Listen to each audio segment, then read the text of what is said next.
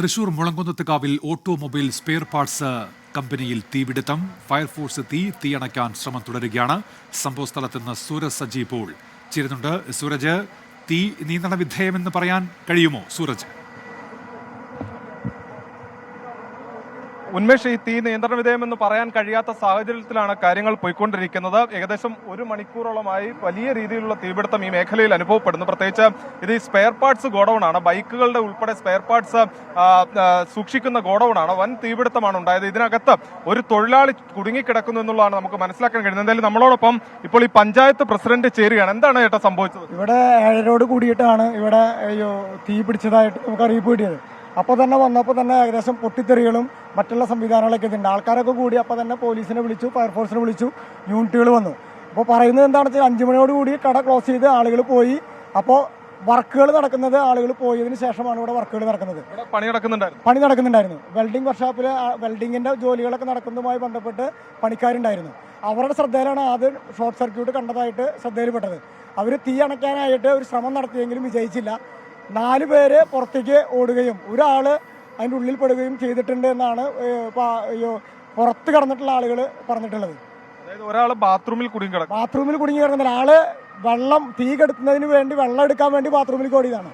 ആ സമയത്താണ് പൊട്ടിത്തെറിയോടുകൂടി വലിയ രീതിയിൽ ഇത് തീ പിടിക്കുന്ന ഒരു സംവിധാനം ഉണ്ടായത്. എന്തിന്റെ ഗോഡൌൺ ഇത് ഓട്ടോണിറ്റി എന്ന് പറയുന്ന ബൈക്ക് വർക്ക്ഷോപ്പ് എൻ്റെ സ്പെയർ പാർട്സ് കടയാണ്.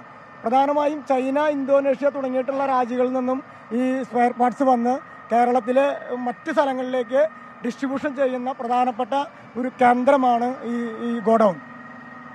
അവിടെയാണ് തീപിടുത്തം ഉണ്ടായത്.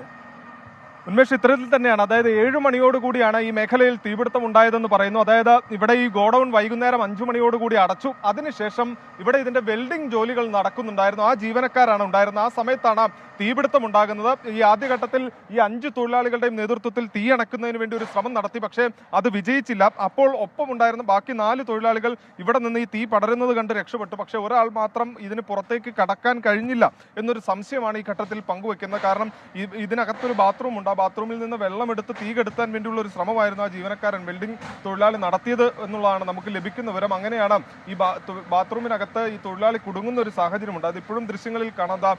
അവിടെ തീ വലിയതുപോലെ തന്നെ അകത്ത് നല്ലതുപോലെ തന്നെ തീ ആളി കത്തുന്നുണ്ട്.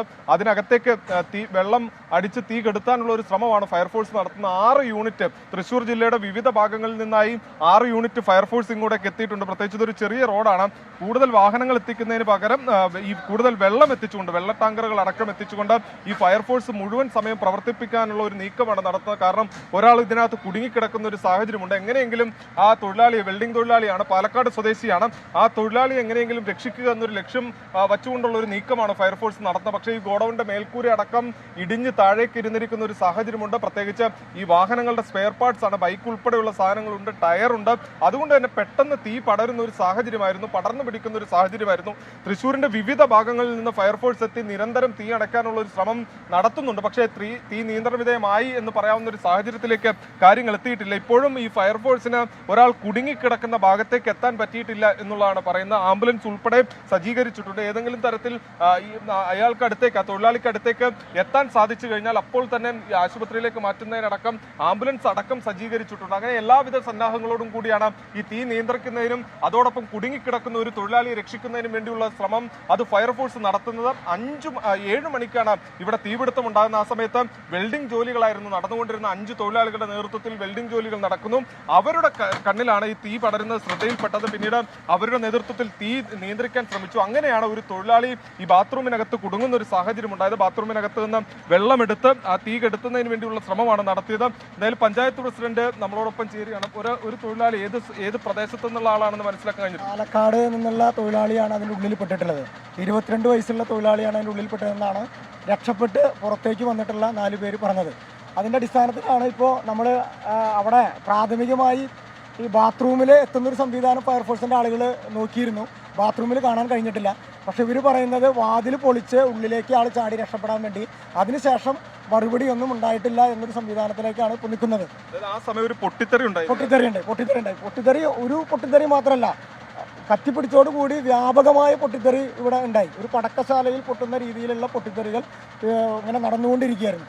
അത്തരം സംവിധാനത്തിലാണ് ഞങ്ങൾ തന്നെ ഇവിടെ എത്തിച്ചേരുന്നത്. ഇപ്പോൾ ഇവിടെ നടന്നുകൊണ്ടിരിക്കുന്നത് ഇപ്പോൾ നമ്മൾ അറിയാലോ, വെള്ളം കിട്ടാത്തൊരു വലിയ പ്രശ്നമുണ്ട്.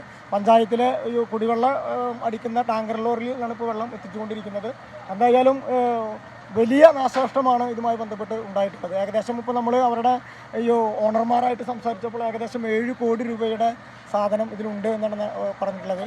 ചൈനയിൽ നിന്നും ഇന്തോനേഷ്യയിൽ നിന്നുമുള്ള സാധനങ്ങൾ 2 ദിവസം മുമ്പ് സ്റ്റോക്ക് വരെ ഇവിടെ ഇറക്കിയിട്ടുണ്ട് എന്നാണ് അവരറിയിച്ചിട്ടുള്ളത്. ഇങ്ങനെയാണ് ഉന്മേഷ്, അതായത് പെട്ടെന്ന് തന്നെ തീ പിടിച്ചു. പക്ഷെ ഈ തീ കത്തുപിടിക്കുന്ന ശരി സൂരജ്, ഏതായാലും ഒരാൾ അതിനുള്ളിൽ കുടുങ്ങിക്കിടക്കുന്നു എന്നത് ആശങ്കാജനകമാണ്. അദ്ദേഹത്തെ കണ്ടെത്തേണ്ടതുണ്ട്. ഫയർഫോഴ്സ് ഇപ്പോഴും തീ അണയ്ക്കാനുള്ള ശ്രമം തുടരുകയാണ്. തൃശൂർ മുളങ്കുന്നത്തുകാവിലാണ് ഈ സ്പെയർ പാർട്സ് കമ്പനിയിൽ തീപിടുത്തം ഉണ്ടായത്.